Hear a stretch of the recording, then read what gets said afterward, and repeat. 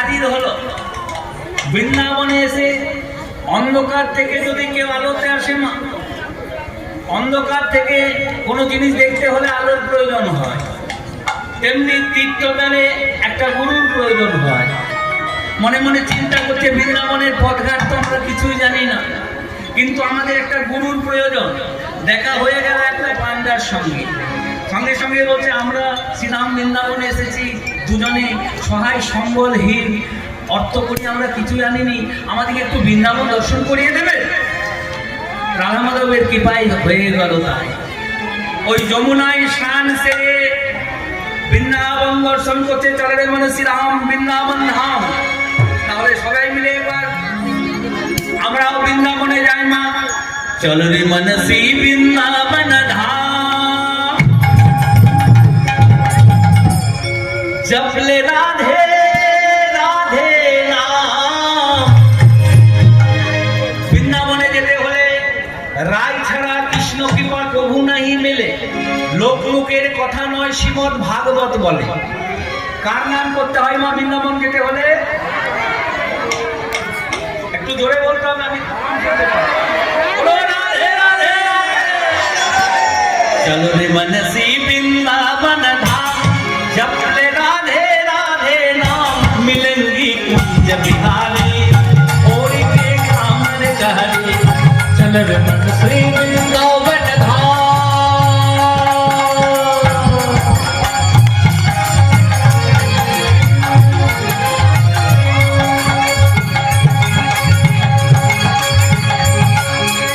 चल रे मनसी वृंदावन धाम, हो जपले राधे राधे नाम। मिलेंगे कुंज बिहारी और के कामन कहरी। चलो मनसी वृंदावन धाम, राधे राधे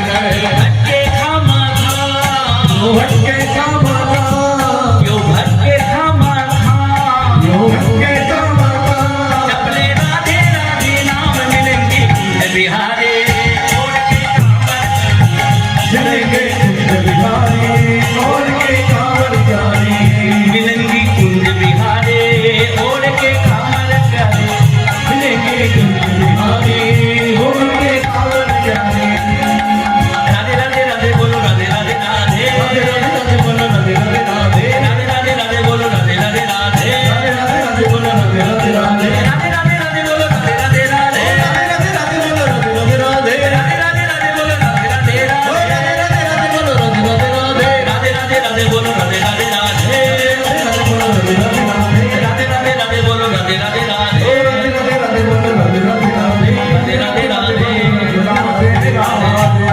प्रेम से कहो राधा रानी की श्याम सुंदर की बाकी बिहारी लाल की बोलो वृंदावन धाम की श्रीधाम वृंदावने সেই প্রবীণ ব্রাহ্মণ মানে 80 বছর যার বয়স আর নবীন ব্রাহ্মণ 20 বছর যার বয়স বৃন্দাবন ধাম বিভিন্ন তীর্থ পর্যটন করছে। গিরি গোবর্ধন পরিক্রমা করতে করতে ওই তীর্থগুরুকে জিজ্ঞাসা করছে, বলছে গুরুদেব এই যে শ্রীধাম বৃন্দাবনে গিরি গোবর্ধন পর্বত শুনেছি গিরি গোবর্ধনকে ভগবান বাম করে পরিষ্টঙ্গলিতে ধারণ করেছিলেন, কেন গুরুদেব? তীর্থগুরু বললেন শোনো, ব্রজগোপীরা দেবরাজ ইন্দ্রের পুজো করতেন। কেন না? তারা জানতো যে ইন্দ্র ছাড়া বাড়ি বরিশালের দেবতা হলো ইন্দ্র, ইন্দ্র ছাড়া কিন্তু জল হবে না, আর বাড়ি বরিশাল যদি না হয় চাষবাস হবে না, তাই তারা ইন্দ্রের পুজো করত। ভগবান কৃষ্ণ বললেন কি, সেই ব্রজের ব্রজগোপীদের বললেন শোনো, ইন্দ্রের পুজো তোমরা বন্ধ করে দাও, গিরি গোবর্ধনের পুজো করো। কেন না? এই গিরি গোবর্ধনের তটে আমরা গোচারণ করতে আসি, এই গিরি গোবর্ধনের তটে যত গাছ, যত আমাদের জীবিকা অর্জনের উপায়, তাহলে পুজো যদি করতে হয় এই গোবর্ধন গিরির পুজো আমরা করি। সেদিন থেকে বলে গোপীরা আমার ইন্দ্রের পুজো বন্ধ করে দিয়ে গিরি গোবর্ধনের পুজো আরম্ভ করলো। প্রধান্বিত হয়ে ইন্দ্রদেব আমার রেগে গিয়ে 7 দিন 7 রাত ঝড় বৃষ্টি বজ্রপাত চারিদিক অন্ধকার করে দিল। আর ভগবান কৃষ্ণ আমার বামে করেন কৈশঙ্কুলিতে গিরি গোবর্ধন ধারণ করিল। তার তলায় ব্রজগোপীদের আশ্রয় যে হলো, বাড়ি বরিশালের হাত থেকে ব্রজগোপীরা আমার রক্ষা পায়। একের পর এক তীর্থে ঘুরে বেড়াচ্ছে, দেখতে দেখতে বলছে শোনো, এই যে এর নাম হলো নিধুবন, এর নাম হলো নিকুঞ্জ বন, আর এই নিকুঞ্জ বনে অদ্যাবধি শ্যাম আমার লীলা করে যায়, তবে কোনো কোনো ভাগ্যবান দেখিবারে পায়। বলো জানো, বৃন্দাবনের নিকুঞ্জ বনে এখনো রাধা গোবিন্দ আমার লীলা করে। তবে কি জানো, শোনার মতো কান যাদের আছে তারাই বাঁশি শুনতে পায়, দেখার মতো চোখ যাদের আছে তারাই দেখতে পায়। ভগবানের যে লীলা, এই লীলা বর্ণনা করা যায় না। এই যখন আমরা ধরুন আসানসোল থেকে আসছিলাম, 2 দিন 3 দিন এত দেখুন প্রবলভাবে ঝড় বৃষ্টি হলো না, মনে মনে চিন্তা করছি হয়তো প্রোগ্রামটা হয় কিনা কোনো ঠিক না। কিন্তু ভগবানের লীলা, আসানসোল থেকে যখন আমরা আসছি দেখছি হয়তো আসানসোলটা পার হয়েছে, দুর্গাপুরে আকাশটা শেষ হয়ে গেছে, এমনভাবে নিচে নেমে আছে। আবার দুর্গাপুর যখন পার হয়ে গেলাম দেখছি ডানকুনিতে আকাশটা পড়ে গেছে। চিন্তা করছি যে এই আকাশের শেষ কোথায়, এইসব যদি কেউ হিসাব করতে যায় মা কোনোদিন মিল পাবে না। পাখা চলছে, দক্ষিণা হাওয়া যখন বইবে শীতল, মনে মনে চিন্তা করবেন বাতাসটাকে কে পাঠালো, আকাশটা কোথায় শেষ হলো, এইসবের হিসাব কিন্তু মেলানো যাবে না।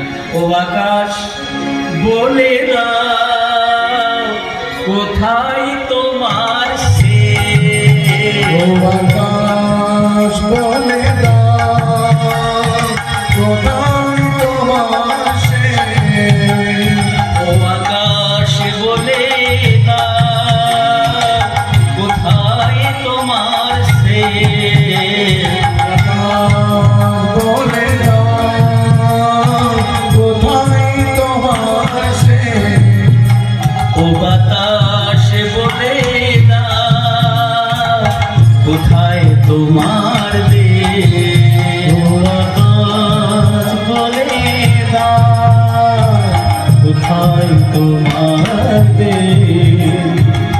যারা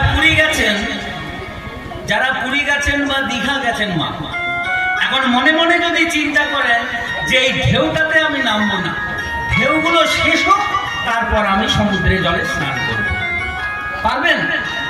এখন ঢেউকে যদি বলে, সমুদ্রকে যদি জিজ্ঞাসা করায়, তুমি একবার বলে দাও, বাতাস তুমি বলো, ঢেউ কেন তুমি বলো, ওগো সাগর তুমি বলো, ঢেউ কেন তুমি বলো? ওগো সাগর তুমি বলো, ঢেউ কেন তুমি তোলো। ও সাগর তুমি বলো, ঢেউ কেন তুমি তোলো? অন্য সময় কোকিল যখন ডাকে শুনতে ভালো লাগে না, কিন্তু বসন্তকালে কোকিল ডাকবে কত সুন্দর লাগবে। ওগো কোকিল বলে এলাম, কেন পাশো বসন্ত